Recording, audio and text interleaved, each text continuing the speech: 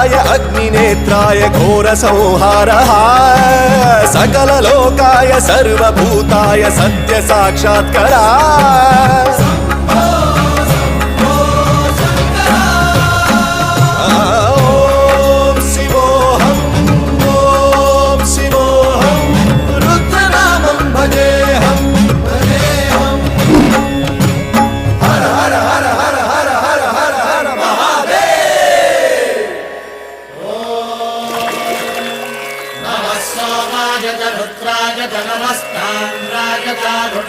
नमः शृंगाय च पशुपतये च नमः उग्राय च भीमाय च नमो हत्रे वधाय च धूरे वधाय च नमो हन्त्रे च हनीयसे च नमो